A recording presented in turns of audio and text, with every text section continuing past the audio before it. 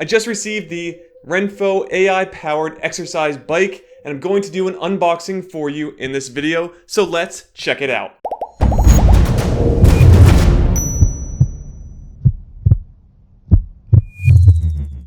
So first off, this is a RENPHO product. I have used the scale before, but this is a bike they recently released. I saw online and decided to jump on it to test it out and see if it's better than my Yosuda indoor cycling bike. The main draw I have to this bike is that it has magnetic resistance, meaning that it doesn't use the wool brake pad that the other Yosuda bike has. And it also is AI powered, meaning that it changes based on an app you are running. So say I'm doing like the app it comes with, it can actually change the resistance without me needing to do it manually, making for a more immersive experience. So with that being said, let's take a look at the pricing and unboxing details for the RENPHO AI powered exercise bike. So I purchased the RENPHO bike back on December 15th of 2020, and it was also the same day I actually saw it online. The listed price on Amazon at the time was $799.99. However, there was a 20% off coupon when checked out, lowered this by $200. So the final price I had for the product was $649.99 after Texas taxes. And with the unboxing, you get the following items. Of course, the bike frame comes with it so you can actually use the bike, and both the handlebars and the seat are actually already on the bike itself, so you don't have to put them in separately. They're already put into where they should be on the bike inside the box that I received. You will also receive the two pedals that come separately. So again, these just go on and you can just screw them in. You may need to use the wrench in order to get them securely in themselves,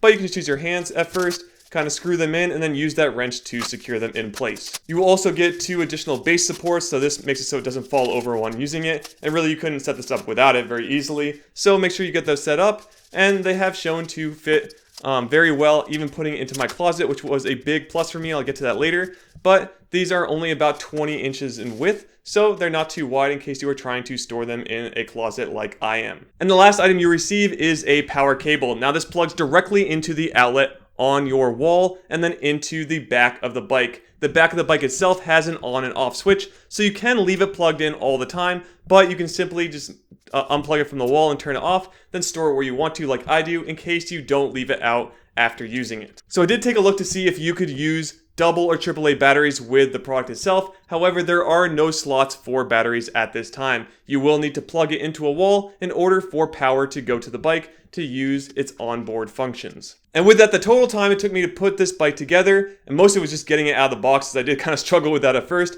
was 29 minutes and 2 seconds. Looking at the specs for this exercise bike, we have a total weight of 88 pounds, with the dimensions coming in at 40 inches wide, 49 inches long, and 20 inches high.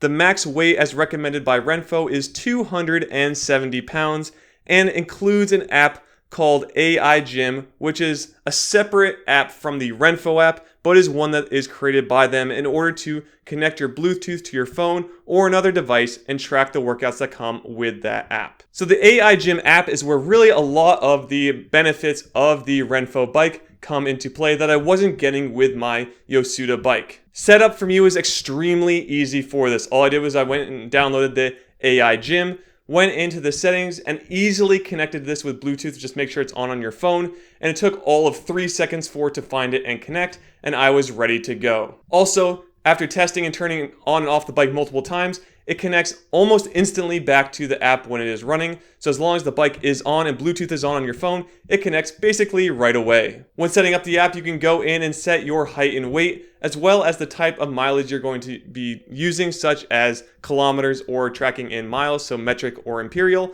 in order to use the one that you're using in your country. It also syncs with Google Fit. I honestly don't care because I don't use anything with Google Fit. So I hope they add more apps in the future like Fitbit, which I do use a lot of. But if you use Google Fit, just know that it does connect to that as well. So once you kind of get the initial settings out of the way, you can go into the AI Gym app and get some of the other starter things done, such as your first testing tutorial. So the first one is about 10 to 15 minutes in length, and you start at an easy resistance, and over time it raises up until you fail for, I think it was 10 seconds or so. Once you fail at that pace and resistance for 10 seconds, it picks that as your starting point and gives you a level from there. Now, it started me on professional level. I don't think I'm a professional, but I think it was 183 watts is what I was outputting when it gave me the recommendation. So it then tries to base around all of your other training and stuff like that and recommendations on whatever you placed in for your initial assessment. Now what's awesome is this app has no membership required at all. So you can just use this and just take all the courses they have on board. And I think they're going to be adding more over time based on what I've read online. But just know it comes with quite a few courses right out of the box, ranging from as low as 5 minutes all the way to an hour or more. I tend to stick around the 30-minute mark, and they have a few of those in there, but I'm going to cover some of the different types of courses you can run now. The first one is the Power course, and this is what I did after my initial assessment. What it is it's kind of like a game built-in app where they just have a biker on screen, and then it has like a kind of leveling thing in the back where the higher the rank is on the actual graph itself, the harder the resistance. And then it's a time-based thing as well. So it also shows you all your other stats, like how many watts you're putting out, total time, your heart rate, if you have something connected to it. But just know that it's a kind of a cool little app you can run, and it uses whatever course you picked to mimic that and then feed it back through the bike itself to provide you the correct resistance without you doing anything at all. Next up, you have a video course you can actually download with a trainer. So when I did it in my initial test, it was only 5 minutes long.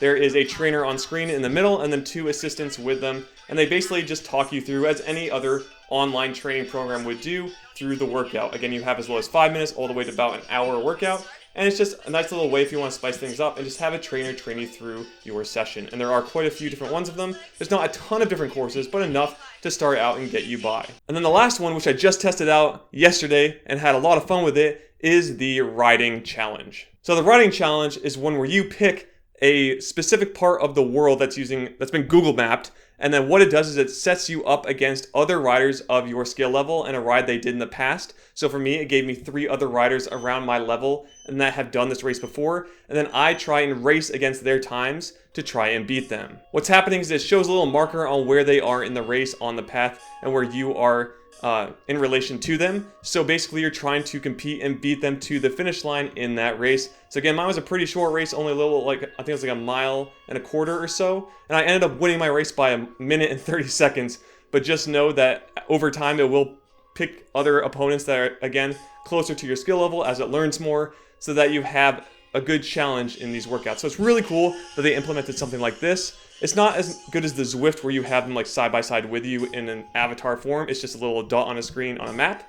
But it's really cool that they have this and that you can actually do a pretty cool riding challenge. Not feeling like doing one of their workouts, you can also simply just go into the main page of the app and pick between a time, mileage, or calorie burn workout. So basically you just set how far you want to go or how many calories you might want to burn, or the time you want to do it. And then once you've hit that, your workout's over. So you can just set that manually and the bike tracks it all for you and it ends the session once you've reached that target. So now let's go over my first impressions of this bike after using it only a handful of times. To start off, and my biggest pro for this bike over my Yosuda, is that it fits in my closet without needing to do any kind of shimmying and maneuvering to get it through that door frame, which was a big problem with the Yosuda over time. So this allows me to easily just put it in and take it out, as it's only about, I think, 20 inches wide.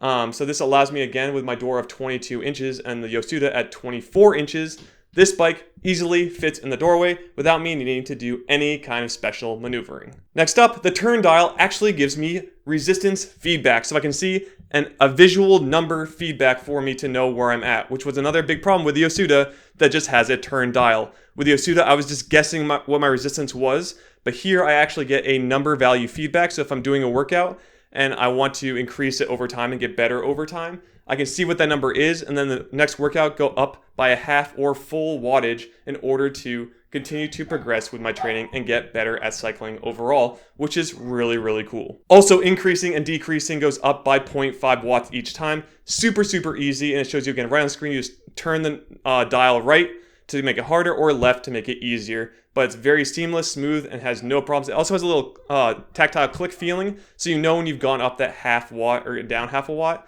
So that makes it, again, really easy to use this bike. Moving on, the AI gym and AI resistance that the bike gives you feedback for is amazing. Again, I don't have to do anything if I'm running one of their workouts. So I'm probably going to be using this and maybe doing like an endurance on Tuesdays and then a muscle building, whatever that means, for cardio on Thursdays. Probably just more resistance style training or HIIT style training on Thursdays.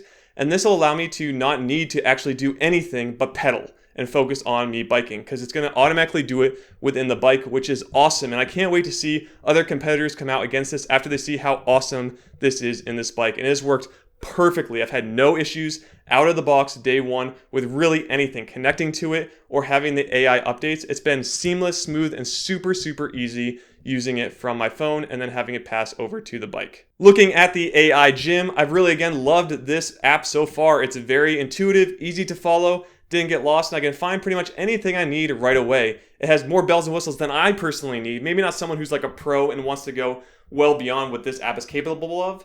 But again, this is brand new by RENPHO. It has barely any reviews on Amazon yet. I think it had 5 when I bought it. So this is really cool. It's a more expensive product than the Yosuda, so about double the cost, but comes with so many awesome features that I have to recommend it at this point as being way, way better overall than that bike could ever really be. The one con I'd have to start out is it's not the best looking bike. It kind of looks like one of those old school, like what you'd see in maybe like your grandmother's house when they went over for spinning, like made back in like the 1980s.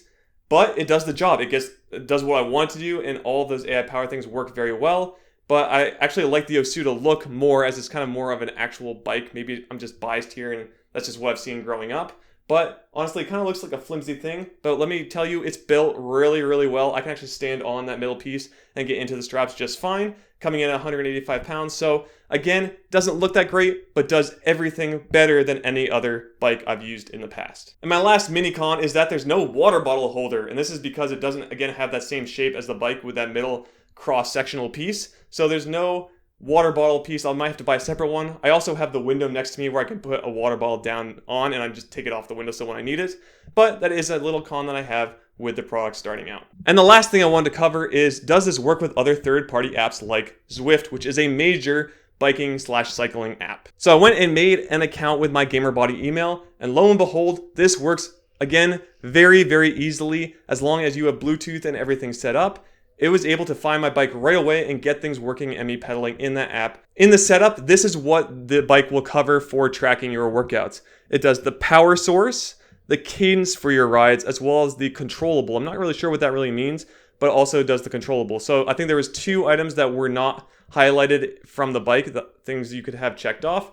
Like heart rate, I think, was one of them. But just know it does 3 of the 5, which is pretty good to start out. You might need to get like a heart rate monitor or something and another one for the other item. But just know it does allow you to use this bike right out of the box and already covers 3 of the 5 items for you. So you don't need to buy too many additional pieces of equipment to get everything tracking in that app. So that is it for the unboxing of my RENPHO AI-Powered Exercise Bike. If you did like this unboxing, please like and subscribe to GamerBody for more videos just like this one. Also, make sure you head over to GamerBody.com. There you can check out my home workout program, the equipment I own and use, and yes, I will be adding the RENPHO bike to that list, and the information I'm learning from to continue to build muscle and confidence, all from the comfort of home. And that's it. So again, like, subscribe. I'll see you all in the next video. Be fit and game on.